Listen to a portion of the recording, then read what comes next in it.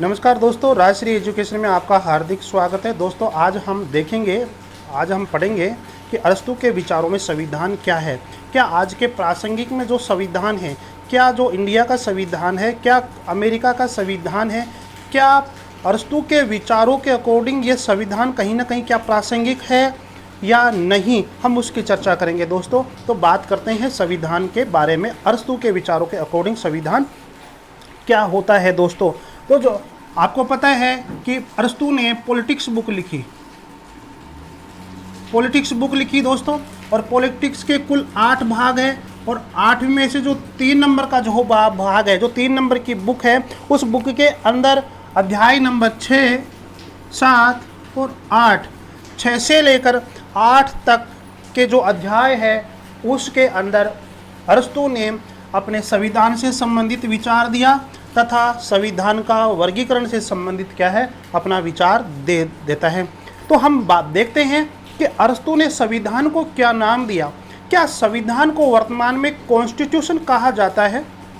ठीक है, अंग्रेजी में कॉन्स्टिट्यूशन कहा जाता है, लेकिन अरस्तू के अकॉर्डिंग क्या कॉन्स्टिट्यूशन उसका संविधान की रूपरेखा है? दोस्तों नहीं। आज के प्रासंगिक में जो संविधान है, जिसे हम कॉन्स्टिट्यूशन कहा जाता है, वह अरस्तू के विचार नहीं है दोस्तों। ठीक है, अरस्तू ने लैटिन भाषा के अंदर जिस संविधान की बात की थी, उस संविधान का नाम है पोलिटिया। क्या नाम है? यूनानी भाषा में जो जिस संविधान के बारे में बात की थी, उसका नाम था पोलिटिया। क्या नाम है दोस्तों? पोलिटिया।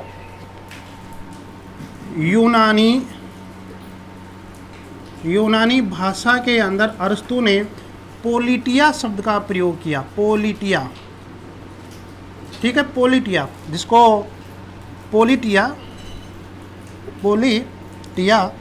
TEIAA, ठीक है, यूनानी भाषा में पोलिटिया शब्द का प्रयोग किया। अर्थात अरस्तू ने जिस संविधान के बारे में कहा, उस संविधान को उसने यूनानी भाषा में क्या नाम दिया? पोलिटिया कहा गया, और जिसको वर्तमान में हम ये कह सकते हैं कि कॉन्स्टिट्यूशन। लेकिन अरस्तू के अकॉर्डिंग क्या है? पोलिटिया। क्या है? पोलिटिया। और अरस्तू के विचारों में कॉन्स्टिट्यूशन चीज़ अलग है, और ये जो पोलिटिया है वो अलग है दोस्तों। ठीक है, अब हम बात करते हैं कि अरस्तू के अकॉर्डिंग संविधान क्या है। क्या आज का जो प्रासंगिक में जो संविधान है, क्या वैसा संविधान है दोस्तों? ऐसा नहीं है।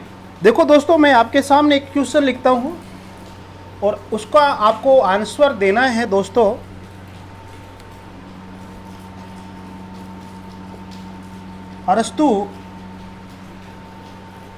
दोस्तों आपके सामने मैं एक क्वेश्चन लिखा हूं दोस्तों कि अरस्तू के अनुसार संविधान क्या है। ठीक है, हम बात करते हैं ऑप्शन के आधार से कि पदों की व्यवस्था करना, राजनीति की व्यवस्था करना, कानूनों का निर्माण करना, शासन करना। अरस्तू के अकॉर्डिंग संविधान किसे कहा जाएगा? आप देख लीजिए और आंसर दीजिए दोस्तों। क्या आंसर आएगा? अरस्तू संविधान किसे कहते हैं? इनमें से 4 ऑप्शन में से आपको एक अलग कीजिए। संविधान क्या है दोस्तों? अरस्तू के अकॉर्डिंग जो संविधान है वह क्या है? वह है पदों की व्यवस्था करना। पदों की व्यवस्था करना। और पद कहाँ रहेंगे? राज्य के अंदर। कहाँ रहेंगे? तो राज्य के अंदर। तो एक राज्य के अंदर जो जिसको पद दिया जाता है, अर्थात पदों की व्यवस्था करना ही क्या है? संविधान है। और अरस्तू ये भी कहता है, विशेषकर जो राज्य के अंदर जो सर्वोच्च पद है वह किसे दिया जाए, वही क्या है? संविधान है दोस्तों। जैसे कि हम बात करें सर्वोच्च पद, तो सर्वोच्च पद आज हमारे भारत के संदर्भ में देखा जाए तो सर्वोच्च पद किसका होता है? माननीय राष्ट्रपति महोदय जी का होता है, और उसके बाद में प्रधानमंत्री जी का होता है। तो सर्वोच्च पद जो संवैधानिक पद होता है वह राष्ट्रपति जी का होता है, और बाद में राजनीतिक रूप से देखा जाए तो वो PM सर का होता है दोस्तों। तो वो कहता है कि पदों की व्यवस्था करना ही, विशेषकर जो सर्वोच्च पद है उसकी व्यवस्था करना ही क्या है? संविधान है दोस्तों। तो ये आप याद रखना। आपके सामने ऑप्शन आ सकते हैं कि अरस्तू के अकॉर्डिंग संविधान क्या है, तो पदों की व्यवस्था को वो क्या कहता है? संविधान कहता है।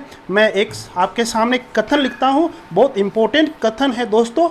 दोस्तों आगे हम बात करते हैं कि अरस्तु के अकॉर्डिंग संविधान क्या है दोस्तों। और अरस्तु जो है संविधान को एक पदों की व्यवस्था मानता है और विशेषकर सर्वोच्च पद की व्यवस्था किस प्रकार से हो उसकी बात करता है दोस्तों। ठीक है, अरस्तु ये कहता है कि लोग संविधान के लिए ही जीते हैं, लोग संविधान को बनाने के लिए इकट्ठा होते हैं दोस्तों।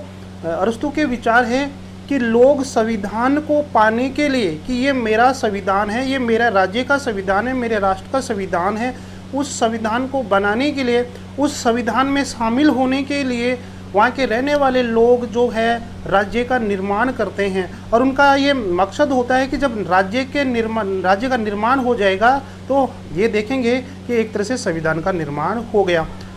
तो लोग, संविधान का मतलब ये है कि लोग राज्य में निवास करते हैं, राज्य की एक इकाई है और राज्य में रहकर वो तमाम प्रकार की आवश्यकताएं वो पूरी करते हैं दोस्तों। मतलब अपने आप को वो राज्य में सम्मिलित करते हैं और जब राज्य में सम्मिलित हो जाएंगे तो एक संविधान का निर्माण हो जाएगा दोस्तों। तो हम ये कह सकते हैं कि जब अपने ये कह सकते जब संविधान लोग इकट्ठा होकर समाज का निर्माण किया और समाज का निर्माण करने से क्या हुआ, राज्य का निर्माण हुआ। राज्य का जब निर्माण हो गया तो संविधान निर्माण हो गया। तो वह राज्य में और संविधान में किसी प्रकार का अंतर नहीं करता है दोस्तों, क्योंकि लोगों ने अपनी आवश्यकता के कारण राज्य का निर्माण किया, लोगों ने अपनी आवश्यकता के कारण ही संविधान का निर्माण किया। पहले राज्य का निर्माण हुआ और राज्य के बाद में संविधान का निर्माण हुआ। तो अरस्तु के जब विचार पढ़ते हैं तो हम देखते हैं कि संविधान में और राज्य में उसने किसी प्रकार का अंतर किया ही नहीं। और वो कहता है कि जब संविधान में परिवर्तन हो जाता है तो राज्य में राजनीतिक जो व्यवस्था है वह तो परिवर्तन होती ही होती है दोस्तों। सरकार तो बदलती ही बदलती है दोस्तों, लेकिन और क्या बदलता है, राज्य में रहने वाले तमाम लोगों का जो चरित्र है वह भी बदल जाता है, जो नैतिकता है वह भी बदल जाती है, जो सामाजिक भावना है वह भी बदल जाती है, लोगों का जो व्यवहार है वह भी बदल जाता है दोस्तों। ठीक है, तो आप समझ पा रहे होंगे मैं क्या कहना चाह रहा हूँ दोस्तों कि तो दोस्तों हमने देखा कि अरस्तु के अकॉर्डिंग संविधान में परिवर्तन होने का मतलब ये नहीं है कि राजनीतिक व्यवस्था में या सरकार में परिवर्तन होना दोस्तों। इसके अकॉर्डिंग संविधान में परिवर्तन होने का मतलब ये है कि राजनीतिक व्यवस्था में तो परिवर्तन होता ही है। तो दोस्तों इसके अलावा और क्या होता है कि वहाँ पर रहने वाले जो जितने भी लोग हैं, जो व्यक्ति है, जो नागरिक होते हैं, उनकी मानसिक जो स्थिति है उसमें परिवर्तन हो जाना, उनके व्यवहार में परिवर्तन हो जाना, उनकी नैतिकता में परिवर्तन हो जाना और उनके मुख्य रूप से जो आर्थिक स्थिति है उसमें परिवर्तन हो जाना दोस्तों। ठीक है, और ध्यान दो, अब उसने आर्थिक स्थिति के आधार पर और पदों की व्यवस्था के आधार पर उसने संविधान का भी एक अलग तरीके से उसने वर्गीकरण किया था कि संविधान जो है वो दो तरीके से उसने बताने की कोशिश की थी। एक तो क्या है कि वह पदों की व्यवस्था के बारे में बताया था कि राज्य के अंदर जो पद है, पदों की व्यवस्था और मुख्य रूप से सर्वोच्च जो पद होता है उसकी व्यवस्था करना ही क्या है, संविधान है। ठीक है दोस्तों, और उसने कहा कि जब संविधान में परिवर्तन हो जाता है तो लोगों की आर्थिक स्थितियाँ भी बिगड़ जाती है। तो कहीं ना कहीं वो जीवन निर्वाह वाली जो चीज़ है कि लोग कमाते हैं और जीवन अपना पेट भरण पोषण करते हैं, तो वो भी क्या है, एक तरह से संविधान का हिस्सा ही है। तो वो संविधान को दो रूपों से वो बताने की कोशिश करता है। पहला तो मैंने बता दिया है कि सर्वोच्च पदों की व्यवस्था करना, मुख्य रूप से सर्वोच्च पद, और दूसरा पद जो है वो है कि राज्य के विभिन्न मनुष्यों के जीवन निर्वाह के विशेष नियमों का नाम ही क्या है, संविधान है। कि राज्य में रहने वाले जितने भी लोग हैं वो किस प्रकार से अपना जीवन निर्वाह करते हैं, यह भी संविधान के रूप में उसने परिभाषित किया था दोस्तों। और अतः संविधान एक जीवन पद्धति है। तो हम ये देखते हैं कि अब अरस्तु के अकॉर्डिंग आपके सामने क्वेश्चन आए कि अरस्तु के अकॉर्डिंग संविधान क्या है। एक ही ऑप्शन में है कि संविधान पदों की व्यवस्था है, ये भी सही है। दूसरा ऑप्शन में आएगा कि संविधान एक जीवन पद्धति है।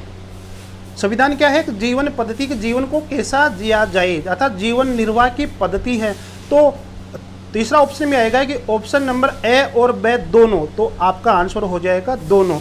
तो संविधान के उसने दो रूप बताए गए, दो तरीके से उसने संविधान की व्याख्या की, जीवन निर्वाह पद्धति वो भी संविधान में शामिल है, और सर्वोच्च पदों की व्यवस्था करना भी, ये भी क्या है, संविधान के अंदर ही शामिल है दोस्तों। तो ये आप भूलना मत।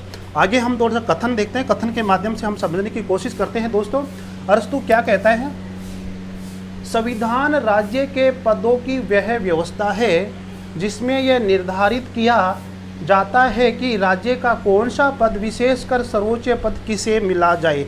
अर्थात पदों की व्यवस्था करना ही क्या है, संविधान है। और दूसरा आप ये और नोट कर लेना कि जीवन निर्वाह पद्धति, कि जीवन किस प्रकार से जिया जाए, वह भी संविधान ही बताता है। संविधान में लिखा हुआ है तो वह संविधान के अंदर ही शामिल करता है। संविधान के दो रूप बताता है, दो अर्थ बताता है संविधान का, वो आप याद कर लेना।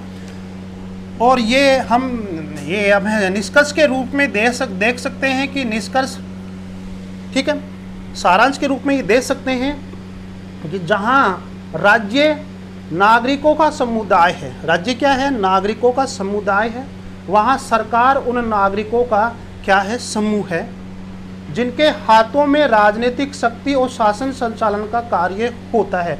सबको पता है कि सरकार के पास क्या होती है, राजनीतिक शक्ति होती है, शासन संचालन का कार्य होता है। उच्च राजनीतिक पदों वाले व्यक्तियों में परिवर्तन आने पर, यानी कि जो राजनीति में बैठे हैं, जो व्यवस्थापिका में बैठे हैं, यदि उनमें किसी प्रकार का परिवर्तन आता है तो किस में परिवर्तन होता है, सरकार में परिवर्तन होता है दोस्तों, परिवर्तन आ जाता है। परंतु राज्य में परिवर्तन कब होगा?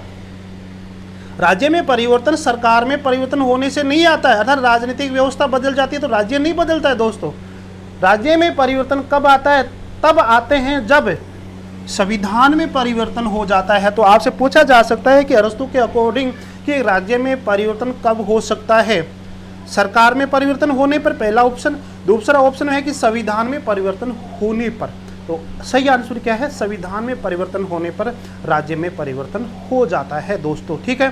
तो संविधान में अब पूछा जाएगा कि संविधान में परिवर्तन होने से क्या होता है। ऑप्शन देखिए, राज्य में परिवर्तन होगा, संविधान और राजनीतिक व्यवस्था में परिवर्तन होगा। तो संविधान में परिवर्तन होने पर दोस्तों राज्य में भी परिवर्तन होगा और राजनीतिक व्यवस्थाओं में भी परिवर्तन होगा, अर्थात सरकार में भी परिवर्तन होगा। ये थोड़ा सा डिफरेंस आप याद रखना है। तो आप समझ गए होंगे कि अरस्तु के अकॉर्डिंग संविधान क्या है दोस्तों। तो अरस्तु के अकॉर्डिंग अरस्तु ने दो प्रकार से संविधान की व्याख्या करने की कोशिश की है, समझाने का प्रयास किया है कि एक तो राज्य में सर्वोच्च पदों की व्यवस्था, अर्थात पदों की व्यवस्था करना, और मुख्य रूप से सर्वोच्च पद की व्यवस्था करना। दूसरी तरफ से ये बात करता है कि जीवन निर्वाह पद्धति, अर्थात जीवन को कैसा जिया जाए, वह भी क्या है, संविधान है। अर्थात संविधान ही हमें बताता है कि जीवन कैसे जिया जाए।